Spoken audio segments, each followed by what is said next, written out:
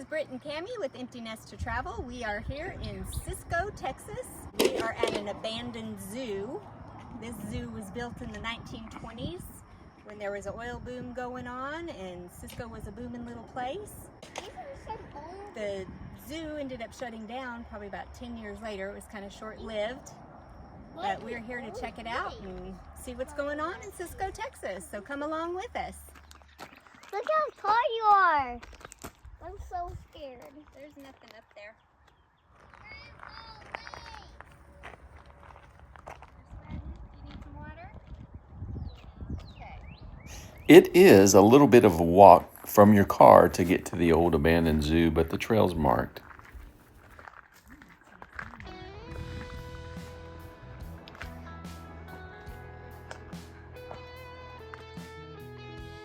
I always find it interesting whenever we go to a place that has been abandoned or some old ruins to think back of what it might have been like whenever the place was thriving. You can see where the cages used to be. Kind of gives an eerie feeling.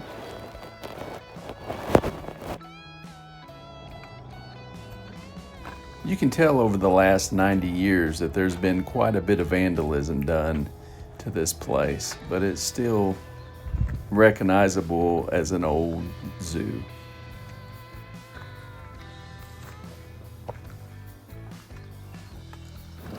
It would be interesting to know which specific animals inhabited each of these cages, but I guess for now, we'll only can use our imaginations.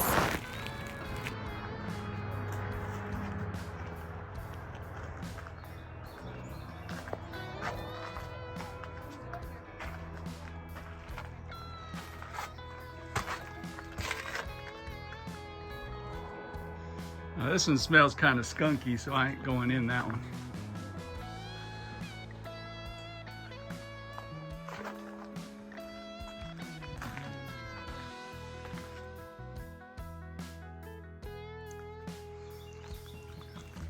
With each twisted metal bar that we see today, I'm sure that there's an interesting story behind it. We were wondering how this little guy was going to hold up on this long hike, but so far he's hanging in there. There's many places for him to discover and explore, so he's hanging in there real good.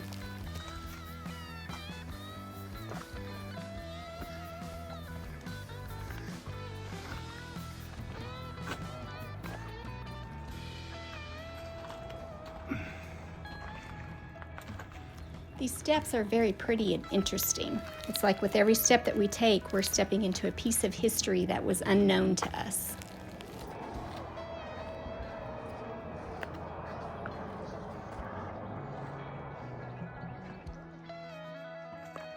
So the zoo is just a small part of the actual area to walk in.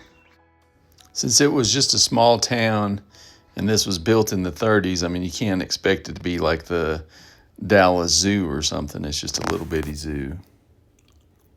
Apparently there was a bear that was poisoned and a deer that mysteriously died, which led up to the abandonment of this zoo. We're going to walk this loop track, which is about a mile long. It's marked real well. Since we have our grandson with us, I'm not going to be trying to take any shortcuts or get lost in any fashion. We'll just follow the trail.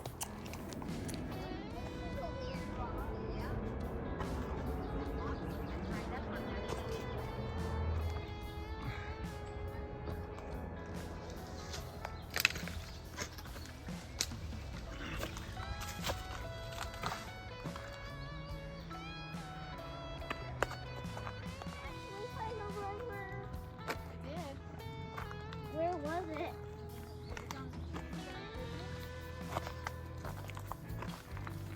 What color was it? What color was it? Even with a 3-year-old that has to stop and put a beetle in his bug catcher every few seconds, this is pretty pleasant hiking.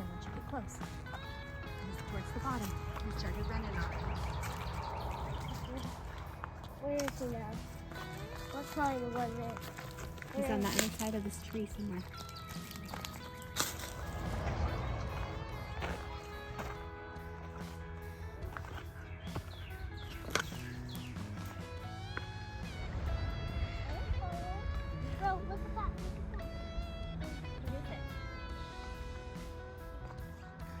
We found a little place marked on the trail called Spider Rock, and we definitely are going to have to go there because he is wanting to put a spider in his bug catcher.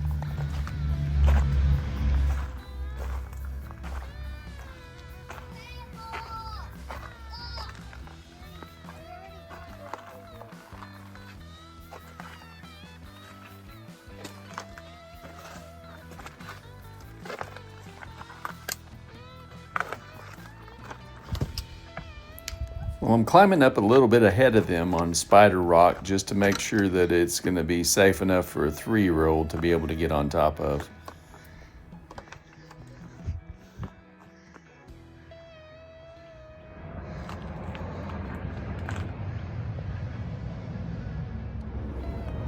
I think that he's going to be highly disappointed. I have not seen one spider.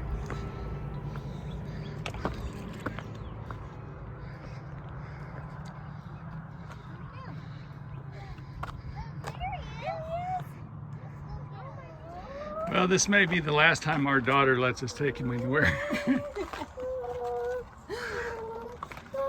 No reason to fear. He was just making silly noises right there. Well, between no spiders and such a long hike, our grandson is ready to head back towards the entrance.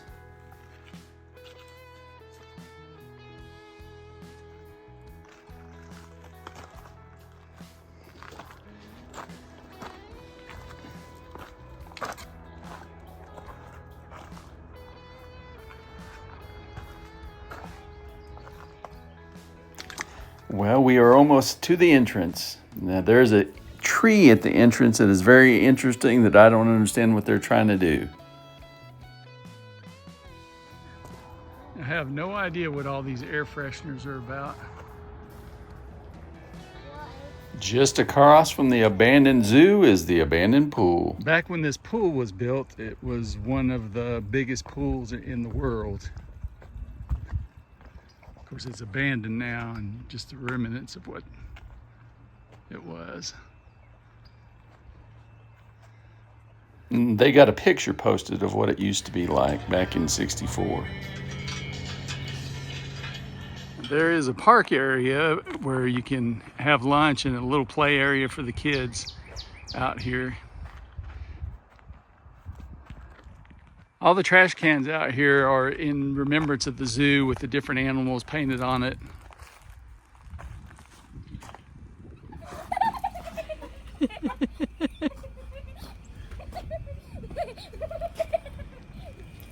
The best way to have a silent car ride on the way back is roughhousing and hiking.